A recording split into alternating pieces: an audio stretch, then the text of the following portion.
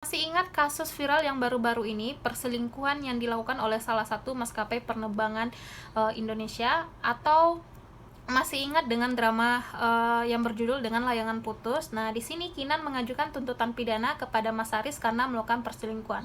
Nah, pertanyaannya adalah sebenarnya perselingkuhan itu bisa dijerat secara pidana tidak?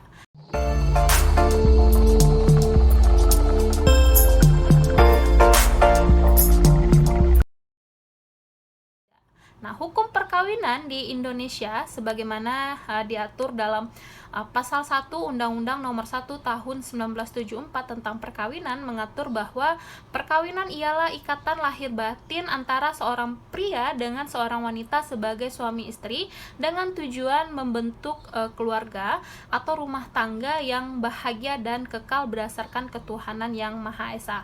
Perselingkuhan, perzinahan dalam Kitab Undang-Undang Hukum Pidana atau yang kita sebut dengan KUHP diatur dalam pasal 284 KUHP yang berbunyi dihukum penjara selama-lamanya 9 bulan laki-laki beristri berbuat zina, sedang diketahui bahwa pasal 27 KUH Perdata berlaku padanya dan perempuan bersuami berbuat zina.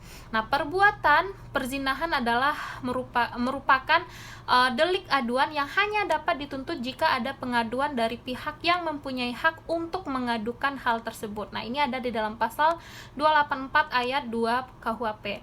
Pengaduan pun dibatasi oleh hukum, yaitu jangka waktunya selama 6 bulan sejak peristiwa tersebut diketahui atau dalam jangka 9 bulan jika pengadu berada di luar negeri. Nah, ini juga terdapat di dalam pasal 74 ayat 1 KUHP. Pengaduan terhadap kasus perselingkuhan perzinahan dapat dilakukan pencabutan selama persidangan perkara tersebut belum dimulai. Hal ini berbeda dengan delik aduan lainnya yang mana hanya boleh dicabut dalam jangka waktu 3 bulan sejak ia memasukkan pengaduan tersebut ke kepolisian. Ini juga ada di pasal 75 KUHP. Nah, khusus kasus perselingkuhan atau perzinahan akan diproses oleh pihak kepolisian jika ada bukti yang cukup bahwa telah terjadi perselingkuhan, dan itu juga harus disertai dengan adanya gugatan perceraian dari pihak suami atau istri yang dirugikan. Nah, ini ada di dalam pasal 284 ayat 5 KUHP.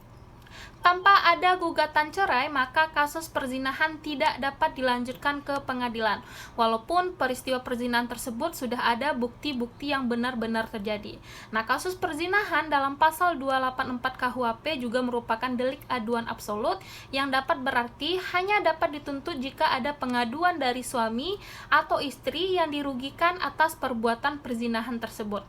Nah, sehingga tanpa adanya pengaduan, maka polisi tidak bisa melakukan proses pidana atas perbuatan perzinahan tersebut.